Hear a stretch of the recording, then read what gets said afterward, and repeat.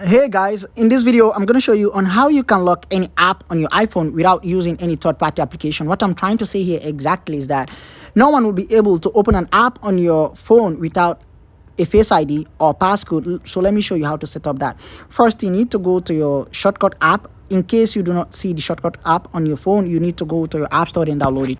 Once you open your shortcut app, you need to go to automation. Then you tap on the plus icon at the top right there, just like this. Then you click on create personal automation. All right, then you scroll down all the way to app, just like this. Then you choose the app that you want to lock, just like this. Let me just choose example like calendar. Okay, so like this, but you can choose as many apps as you want. All right, then you continue, done, just like this. Then you continue next. All right, so that is it. Then you add action, just like this. Yeah, then you search for lock screen, just like this, guys. All right, so just wait. Once I tap on lock screen like this, guys, then you need to go next, turn off the action, ask before running, tap on don't ask. All right, so continue, done.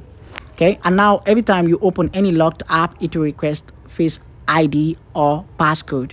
All right, so this is simply how to do it. Like, for example, let me go to calendar and show you. All right, so this is the calendar. You see that it will request for Face ID, right? So this is simply how to do it.